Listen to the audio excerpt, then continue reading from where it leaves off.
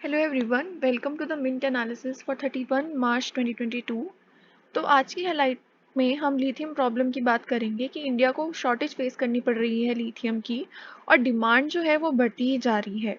तो लिथियम जो है एक इम्पॉर्टेंट रॉ मटेरियल होता है, बैटरीज में यूज़ किया जाता है, लिथियम आयन बैटरीज में। और हमारे यहाँ पे काफ़ी ज़्यादा ईवीज़ को पुश दिया जा रहा है और ईवीज़ में लगती है लिथियम बैटरीज। तो उसकी वजह से जो डिमांड है वो और बढ़ गया है और इंडिया को जो है इंपोर्ट करने में प्रॉब्लम आ रही है। तो वो अब उसके लिए क्या कर रहा है वो सब कुछ हम देखेंगे। तो यहाँ पे सबसे पहले थोड़ा बैकग्राउंड दिया है कि ईवीज़ के लिए हमें लिथियम चाहिए और सप्लाई ऑफ लिथियम जो है वो सिर्फ डिक्लाइन होती हुई नज़र आ रही है। तो इसके लिए क्या करें, यहाँ पे बात करी हुई है कि हमें जितनी नीड है, जितनी अभी हमें डिमांड है, उसके लिए कम से कम हमें 40 न्यू माइंस चाहिएगी ओवर द नेक्स्ट 10 ईयर्स, जबकि सिर्फ 15 न्यू माइंस जो है दिस ईयर इतनी ही आ पाएंगी, may be added in the next 7 years. तो अब ये तो शॉर्टेज हमें पता चल गई, तो अब हम क्या करें इसके लिए। तो इंडिया जो है इम्पोर्ट्स के ऊपर डिपेंडेंट है, बट अभी तक उसने एक फर्स्ट ट्रेस देखा है कर्नाटका में, यानी कि कर्नाटका में लिथियम जो है मिल गया है उन्हें माइंस में। तो वहाँ से वो कुछ सोर्स कर सकते हैं और उनकी कोशिश यही रहेगी कि ऐसे कहीं और भी नेचुरल रिजर्व्स जो है उनको देखने को मिले, ताकि वो माइन करें और एक्सट्रैक्ट कर पाएँ और इम्पोर्ट्स पे ज़्यादा डिपेंडेंट ना रहे। तो इसमें लिथियम प्रॉब्लम को सॉल्व करने के लिए इंडिया क्या कर रहा है। तो पहला कि वो डोमेस्टिक रिजर्व सर्च कर रहा है। दूसरा कि वो नई कंट्रीज ढूंढ रहा है जहां से वो इंपोर्ट कर सके लिथियम को। तीसरा, उसने जॉइंटली इन्वेस्ट करने की बात करी है around 6 million with Australian government, ताकि वो एक्सप्लोर कर सके लिथियम को। तो ये 3 स्टेप्स जो है वो ले रहा है, सर्च कर रहा है, न्यू कंट्रीज ढूंढ रहा है और जॉइंटली इन्वेस्ट कर रहा है। ये 3 स्टेप्स लिए जा रहे हैं इंडिया की तरफ से। अब मेन न्यूज़ की तरफ आते हैं। Axis to buy Citi bank's India business for ₹12,000 crore. तो इससे इनको क्या फ़र्क पड़ेगा, इनका जो प्रेजेंस है रिटेल सेगमेंट में वो बूस्ट हो जाएगा। और यहाँ पे कहा जा रहा है कि 2.55 million high spending credit card customers जो हैं, जो कि सिटी बैंक को बिलोंग करते थे, अब वो भी इनके अंडर आ जाएंगे। इसके अलावा यहाँ पे कुछ एसेट्स दिए गए हैं, कुछ मॉर्गेजेस दिए गए हैं, तो ये सारी चीज़ें जो है इस ट्रांजैक्शन की वजह से अब ये एक्सेस के पास आ जाएंगी। तो अब इससे क्या होगा कि एक्सिस को एक पोजीशन मिल जाएगी मार्केट में और ये compete कर पाएगा एचडीएफसी और आईसीआईसीआई बैंक के साथ, क्योंकि इसको कस्टमर बेस मिल गया, इसको एसेट मिल गए हैं। इसलिए ये जो है अब ज़्यादा कॉम्पिटिटिव बन पाएगा इस डील की वजह से। Next is about SEBI. तो हमने कल के न्यूज़पेपर में देखा था कि सेबी ने कहा था कि आपको इन्वेस्टर की नॉड लेनी ज़रूरी हो जाएगी जो भी डील्स अगर आप ₹10,000 से ऊपर करते हो, जबकि कॉन्ग्लोमरेट्स कह रहे थे कि इसको डेफर कर दो, थोड़ा 6 मंथ्स के बाद कर देना इसको, क्योंकि उनको भी प्रॉब्लम होती है कि हर छोटे छोटे डिसीजन के लिए अगर वो इन्वेस्टर्स की परमिशन लेंगे तो वो डिले हो जाएगा उनके डिसीजन में। और क्योंकि बिजनेस जो है ऑपरेट करता है काफ़ी डाइवर्स डायनामिक इन्वायरमेंट में, और अगर तुम्हें ज़रा सा भी लेट हुआ डिसीजन को एग्जीक्यूट करने में तो आपका काफ़ी ज़्यादा लॉस हो सकता है।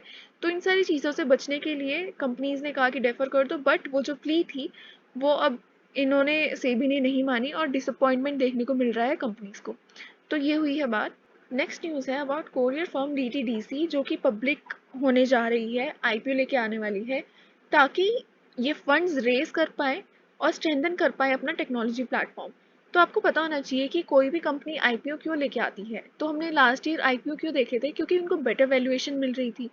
तो कोई भी आईपीओ क्यों लेके आता है, ताकि वो फंड्स रेज कर पाए अपने एक्सपेंशन के लिए, या फिर उनको जिस भी चीज़ के लिए पैसा चाहिए, जोग्राफी कस्टमर बेस बढ़ाना है या किसी और जोग्राफी में एक्सपैंड करना है, उन सारी चीज़ों के लिए पैसा चाहिए, तो उसके लिए वो आईपीओ लेके आती है।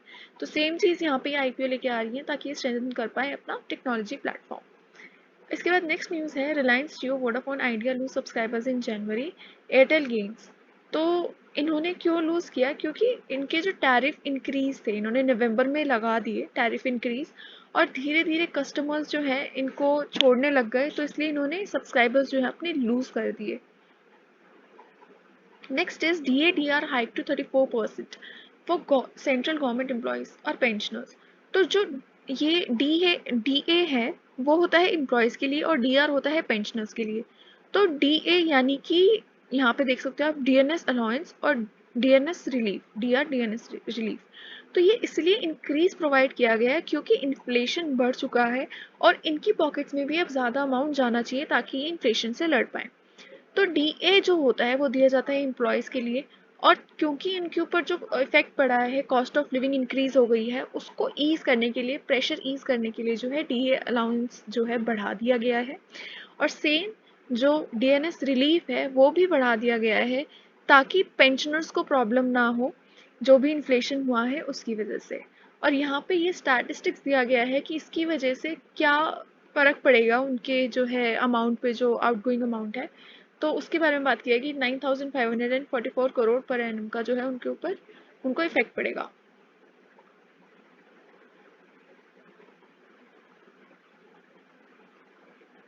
Now next is Rummy Circle's parent raises $75 million becomes unicorn। तो रमी सर्कल ने भी अभी अपना वैल्यूएशन, अपना जो है राउंड लिया किया था, जिसमें उन्होंने कुछ पैसे रेज किए थे, जिसकी वजह से इनकी जो कंपनी वैल्यूएशन है वो $2.5 बिलियन तक पहुंच गई है। और आपको पता है कि अगर $1 बिलियन के ऊपर पहुंच जाती है तो उसको यूनिकॉर्न बोला जाता है। तो क्योंकि 2.5 पहुंच गई है, तो इसलिए ये भी एक यूनिकॉर्न बन गया है ये। और ये अभी तक स्टार्टिंग के सिर्फ 3 मंथ्स हुए हैं 2022 के, और ये 14th यूनिकॉर्न है। और ऐसा कहा जा रहा है कि इस साल भी यूनिकॉर्न जो है काफ़ी देखने को मिलेंगे, और इनका पेस जो है यूनिकॉर्न्स का वो काफ़ी बढ़ चुका है। लास्ट ईयर हमने टोटल जो है 42 यूनिकॉर्न्स देखे थे, और अभी सिर्फ 3 महीने में ही 14 यूनिकॉर्न हो गए हैं। तो इससे पता चल रहा है कि यूनिकॉर्न्स की जो ग्रोथ है वो कितना बढ़ रही है इंडिया में। तो अब इस कंपनी के बारे में बात करें तो ये फंड्स जो है यूज़ करेगा टू बूस्ट यूज़र ग्रोथ और कंटेंट डेवलपमेंट। और इसकी वजह से अभी जो राउंड हुआ है उसकी वजह से ये बन गया है India's most valuable multi game platform with the funding round. और इसके अलावा with increasing internet penetration India is suited for growth as an online gaming hub. तो इंडिया में जो गेमिंग हब है, जो ये इंडस्ट्री है, इसका काफ़ी ज़्यादा स्कोप है, क्योंकि इनके जो यूज़र्स हैं आप देख सकते हो कि यूथ, एडल्ट सब जो हैं गेमिंग को काफ़ी ज़्यादा प्रेफर करते हैं, तो इंडस्ट्री का काफ़ी ज़्यादा स्कोप है। Next is the firm is seeing interest from angel investors HNI. तो इस इंडस्ट्री में, स्पेसिफिकली इस कंपनी में बहुत ज़्यादा इंटरेस्ट ले रहे हैं angel investor HNI who want to diversify into venture debt. तो इसलिए भी ये जो है इंटरेस्ट ले रहे हैं। Next is online retail platform city mall secures $75 million. तो ये मैंने इसलिए हाईलाइट किया है कि ये एक ऑनलाइन रिटेल प्लेटफॉर्म है सिटी मॉल, जिसने कि इतना वैल्यूएशन जो है अपनी ले ली है। और ऑनलाइन प्लेटफॉर्म आजकल जो है, अब क्योंकि कोविड में इनको एक बूस्ट मिला है, ज़्यादा से ज़्यादा लोग ऑनलाइन परचेज करने लग गए हैं, हैबिट्स कस्टमर्स की जो है वो चेंज हो गई हैं। इसकी वजह से ऐसे जो जो अर्ली स्टेज पे हैं प्लेटफॉर्म्स, वो और ज़्यादा फंड्स गेन कर रहे हैं, ताकि वो स्ट्रेंथन कर पाएँ अपनी टीम्स को और एक्सपैंड कर पाएँ टू रीच टू, ये स्पेसिफिक कंपनी जैसे एक्सपैंड कर रही है to reach to 100 towns.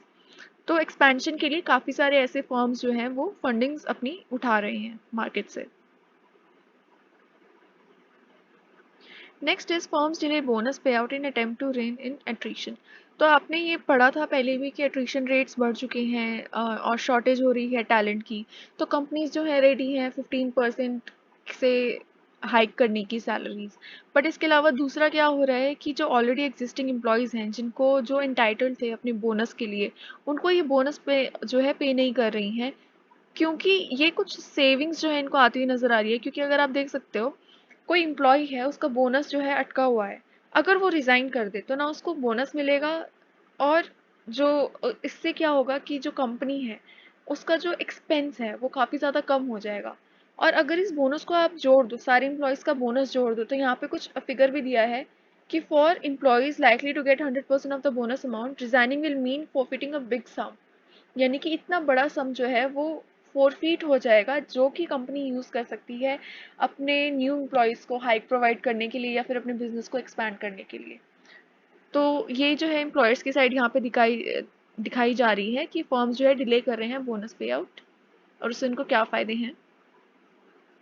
Next is global corporate bonds lost $1 trillion and risk are rising.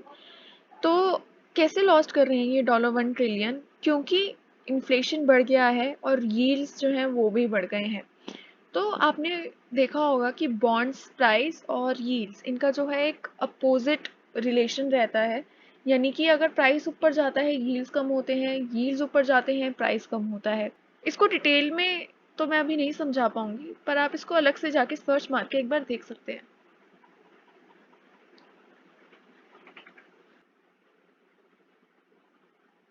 Next is number of Ukraine refugees passes UN estimate of 4 million. तो जब starting में जब crisis ये hit हुआ था, जब यूक्रेन क्राइसिस हुआ था, तब ये एक्सपेक्ट किया जा रहा था कि कुछ जो है रेफ्यूजीज देखने को मिलेंगे, बट ये जो एस्टीमेट है ये काफ़ी कम था। और अब जो है वो इतना ज़्यादा नंबर बढ़ गया कि वर्स्ट केस सिनेरियो का जो एस्टीमेट रखा था वो भी पार कर चुके हैं, जो रेफ्यूजीज का नंबर है वो, यानी कि जो वर्स्ट केस सिनेरियो था उससे भी बुरे हालात चल रहे हैं यूक्रेन में, और वो नंबर जो है सरपास हो चुका है। Zuckerberg is away from Meta silicon valley headquarters. तो इसमें ये बताया जा रहा है कि जकरबर्ग जो है हेडक्वार्टर से दूर जो है रह के काम करने की सोच रहे हैं, और अपने एम्प्लॉयज़ को भी ये ऑप्शन अवेल कराने की सोच रहे हैं। और वो चाहते हैं कि जो इनके जो एम्प्लॉयज़ हैं उनको एक फ्लेक्सिबिलिटी प्रोवाइड की जाए कि वो कहीं से भी बैठ के अपना काम कर पाएँ। और ये जो एक आप कह सकते हो ट्रांजिशन देखने को मिल रहा है कंपनीज में, तो इसमें फर्स्ट स्टेप लेना चाहते हैं और ये जो फ्लेक्सिबिलिटी अपने एम्प्लॉयज़ को प्रोवाइड करना चाहते हैं। Next is Birla to invest $7 billion in aluminium business. तो जो ग्लोबल सप्लाई शॉर्टेजेस आपको देखने को मिली, और यूरोपियन यूनियन जो है काफ़ी ज़्यादा इंक्वायरीज भेज रहा है कुछ स्पेसिफिक सेक्टर्स में, जैसे कि स्टील या एल्यूमिनियम और फार्मास्यूटिकल्स। तो इन सारी चीज़ों को गैदर करने के लिए अब ये जो एल्यूमिनियम और स्टील बिजनेस, ये सारी चीज जगह है, ये जो है काफ़ी ज़्यादा रिटर्न्स अपने बूस्ट कर सकते हैं। और इनमें से अब जो एक स्टेप हमें देखने को मिल रहा है कि बिरला जो है इन्वेस्ट कर रहा है $7 बिलियन इन एल्यूमिनियम बिजनेस। तो मे बी ये भी एक रीज़न है, क्योंकि इनको जो है दिखाई दे रहा है कि प्राइसेस जो है ऊपर जाने वाले हैं, तो उसका फ़ायदा उठाने के लिए जो है ये इस एल्यूमिनियम बिजनेस में इन्वेस्ट कर रहा है। Next is hacker steel $600 million crypto currency. तो ये सेकेंड न्यूज़ है जो मैंने इस साल पढ़ी है about stealing in $600 million crypto currency. इससे पहले भी एक ऐसी न्यूज़ आई थी, और आगे जाते जाते शायद ये और ज़्यादा ऐसी जो चीज़ें हैं वो और ज़्यादा प्रेवलेंट हो जाएंगी, क्योंकि क्रिप्टो करेंसी एक ऐसी चीज़ है जहाँ पे आप इनकी अभी रेगुलेशन जो है वो सेट नहीं हुई है कि कौन जो है सुपरवाइज करेगा और क्या क्या जो है फ्लो रहेगा। काफ़ी नई इंडस्ट्री है, तो इसलिए इसमें काफ़ी सारे लूप होल्स हैं जिसका फ़ायदा जो है हैकर्स उठा रहे हैं। तो इससे पहले जो न्यूज़ थी उसमें वो ब्लैक मार्केट के थ्रू उन्होंने स्टील किया था, और ये सेकेंड न्यूज़ है जो biggest crypto attacks to date जिसको कहा जा रहा है। तो ऐसे आने आने वाले टाइम में आपको और ज़्यादा देखने को मिल सकते हैं। तो आज के न्यूज़पेपर में मेन न्यूज़ सिर्फ इतनी ही थी। अगर आपको हेल्प हुई है तो please hit the like button and subscribe to my channel. Thank you for watching it.